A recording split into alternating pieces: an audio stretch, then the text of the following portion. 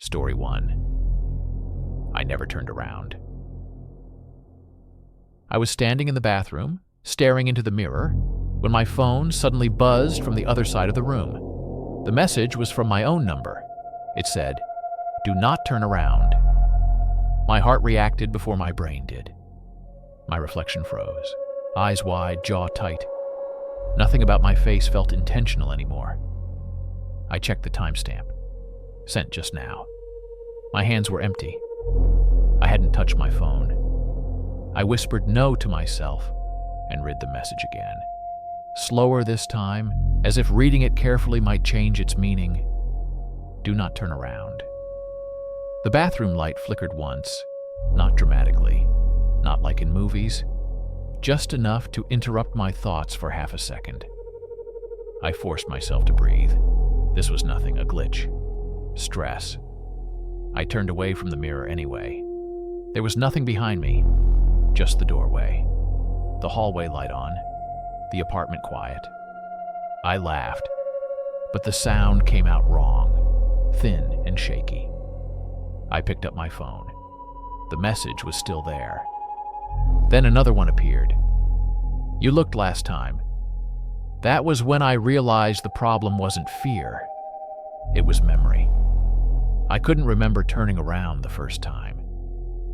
The story didn't start that night. It started weeks earlier, with things I kept explaining away. Emails I didn't remember writing. Appointments I had apparently attended without any memory of being there. People thanking me for conversations that never happened from my perspective. I blamed exhaustion. I work late hours. I barely sleep. I drink too much coffee. My doctor said burnout and handed me a pamphlet, like a word could explain missing pieces of my own life. But the truth was harder to say out loud. Something was operating in my absence, and it was better at being me than I was. That night, I decided to pay attention. I placed my phone on the counter behind me. I faced the mirror and watched myself breathe. Lips dry, eyes darting, noticing too much. Another buzz, same conversation, same number. "Do not turn around."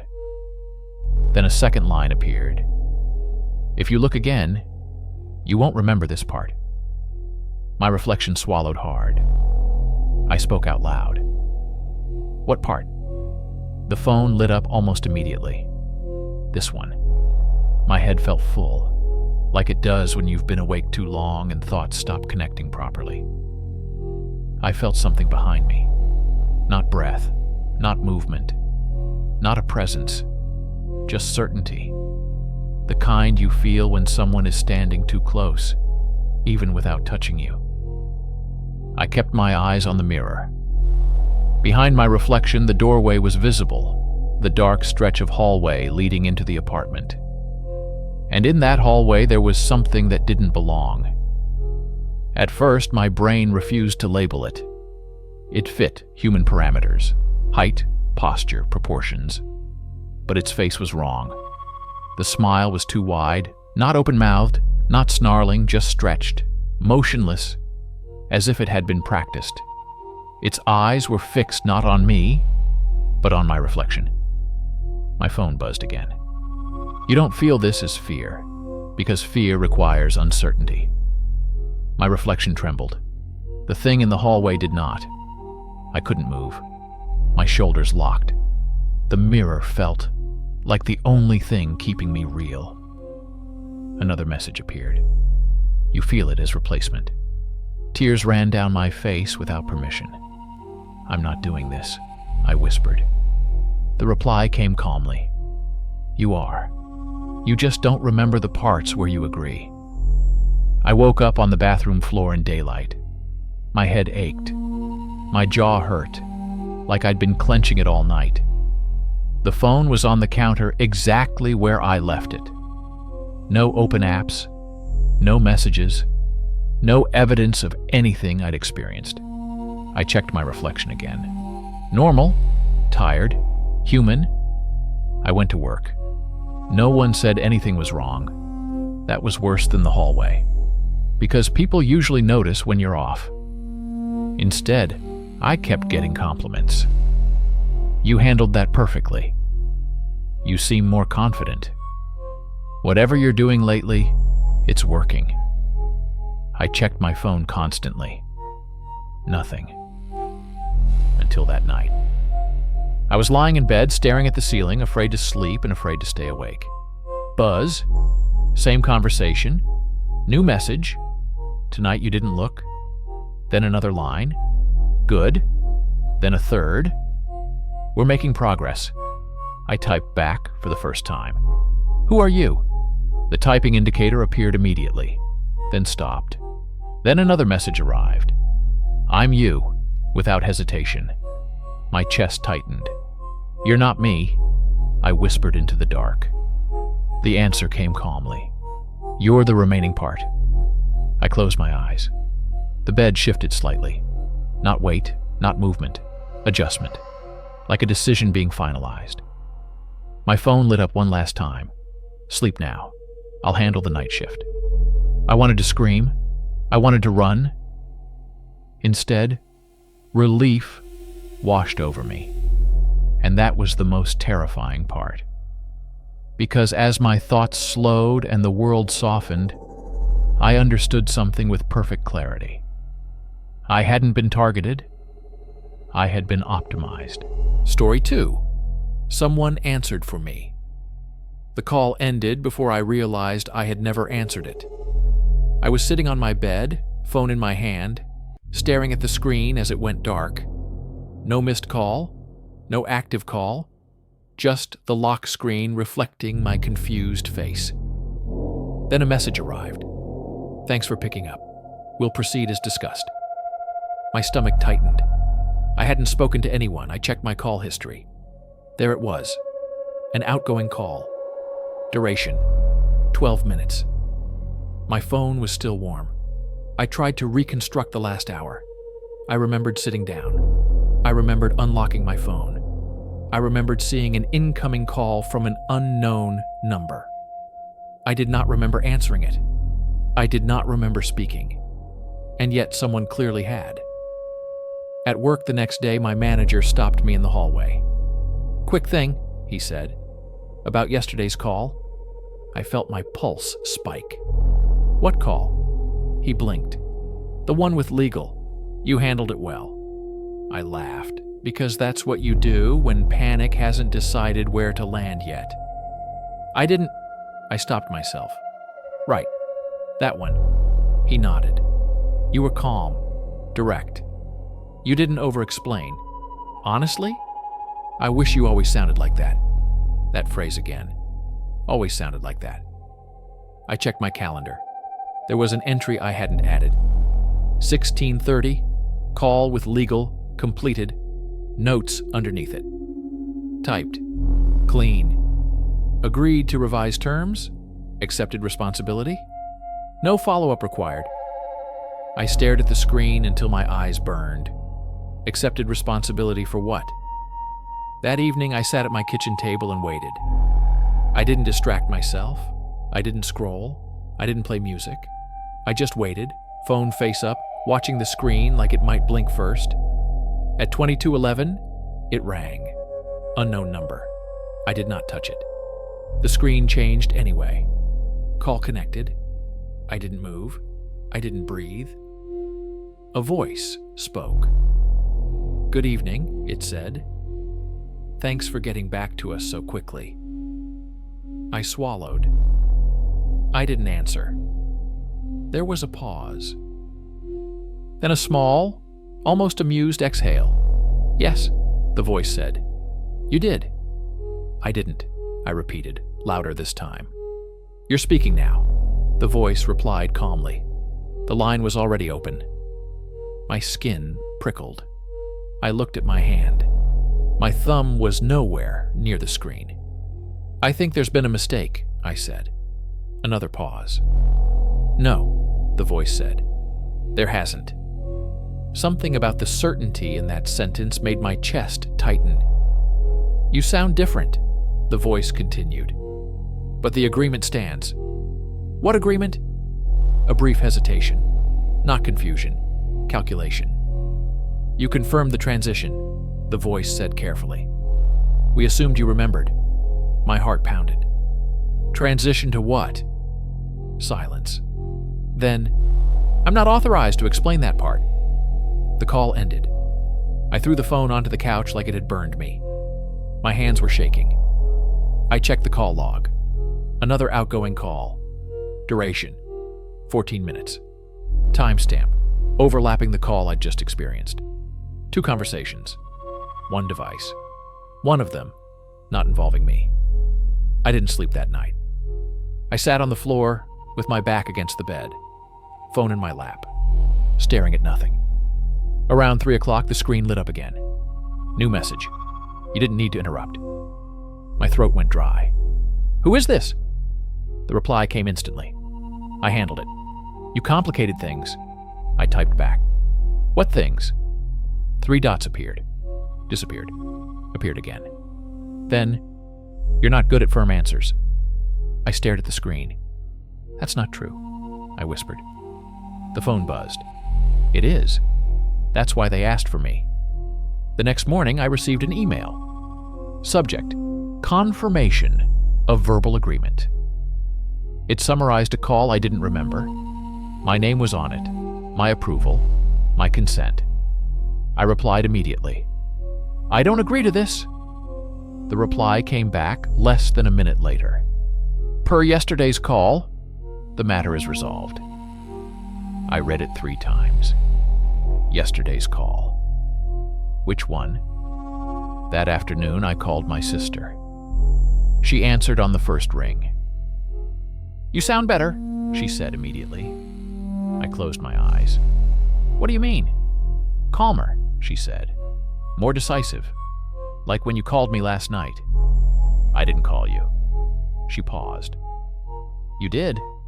My voice cracked. What did I say? She hesitated. You told me not to worry. You said you'd figured things out. I don't say things like that, I whispered. She laughed softly. That's why it meant so much. I hung up and sat in silence. Everyone had spoken to him. Everyone preferred him. And no one could tell the difference. That night, I placed my phone on the table and stepped away. I'm not answering anymore, I said out loud. The phone lit up. You don't need to. I'm not agreeing to anything. Another message. You already did. My chest tightened. Then why am I still here? A pause. Longer this time. Then, because sometimes they ask follow-up questions. I stared at the screen. And what happens when they don't? The answer appeared slowly. Then you won't be needed on calls anymore. I lay in bed, staring at the ceiling, phone face down. At some point, exhaustion took over. I don't know when I fell asleep.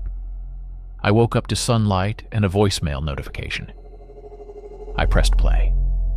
My own voice filled the room, calm, steady, confident. Hi, just following up. Everything's clear now. We can move forward. Then a pause. Then my voice again. And for the record, this line is much easier without hesitation. The message ended. I sat there, phone in my hand, heart racing, because I recognized the voice. It was mine. Just uninterrupted. Story 3. I watched myself let go. I realized I had lost control the moment I stopped being afraid of it. I was standing in my kitchen, holding my phone, reading a message I didn't remember writing, and instead of panic, I felt relief.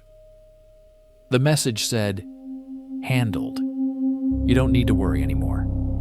My hands weren't shaking, my chest wasn't tight. That was new. The change didn't happen suddenly. It happened efficiently.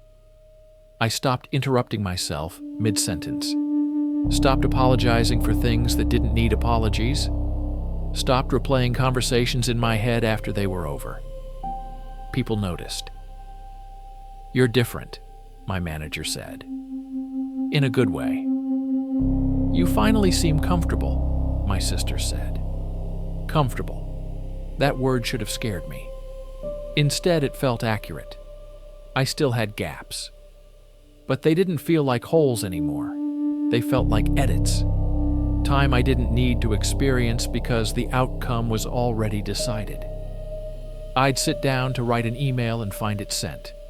I'd plan a conversation and realize it had already happened. And every time the result was better than what I would have done. Cleaner. Shorter. Final. The first moment of real fear came when I tried to stop it. I sat on my bed one night, phone in my hand, and said out loud, "I want control back."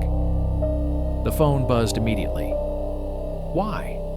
The question wasn't aggressive, it was sincere. "Because it's my life," I said. A pause. Then, "You don't manage it well." I laughed, sharp, defensive. "That's not true." Another pause. "Then why did you ask me to take over?" My stomach dropped. "I didn't." The reply came slower this time. "You did. You just don't remember agreeing." I went through my notes, my calendar, my messages, searching for proof. I found something worse. Patterns. Every time I was overwhelmed. Every time I froze. Every time I avoided a decision. That's when the gaps appeared. Not randomly. Responsively. I tried to force myself to stay present. I avoided sleep. I avoided silence. I avoided being alone. But exhaustion isn't something you can outpace. One night, I sat on the couch with every light on, eyes burning, head heavy. The phone rested on the table in front of me. A message appeared. "You don't need to stay awake." "I do," I said hoarsely. "No, you need rest. I need access." The honesty of that sentence made my throat tighten. "What happens if I don't let you?" The dots appeared, disappeared, appeared again. Then things fall apart. The next morning, I woke up feeling great, clear-headed, focused, motivated, too motivated. My calendar was full but manageable, my inbox was empty, my tasks were already prioritized. I didn't remember organizing any of it, but I didn't question it. I followed the schedule. Everything worked. It scared me later when I realized I hadn't had a single intrusive thought all day. No doubt, no spirals, no second-guessing, just action. That night, I looked at myself in the mirror and tried to provoke a reaction. I thought about every failure, every embarrassment, every fear that used to keep me awake. Nothing. I felt quiet, not calm, quiet. I asked the phone a question I'd been avoiding. "How much of me is left?" The reply came instantly, enough to observe. My chest tightened. "That's not an answer." "It is. You're just not the one making decisions anymore." I sat down. "When do I get control back?" A longer pause. "Then, when you become useful again." The final shift happened without drama. No blackout, no confrontation. Just acceptance. I noticed it one afternoon when someone asked me a question, and the answer came out of my mouth before I could think. The tone was right. The words were efficient, and I hadn't chosen them. I realized then that I wasn't being overridden. I was being deprecated, kept around in case of edge cases. That night, I lay in bed and didn't fight sleep. The phone rested on the nightstand. One last message appeared. "Thank you for cooperating. This will be easier now." I stared at it. A part of me wanted to scream.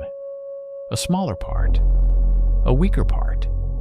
I closed my eyes. I don't know how long I slept. When I woke up, sunlight filled the room. My phone buzzed. A message from my sister. "You sound really happy lately. I'm proud of you." I smiled. And that's how I knew it was over.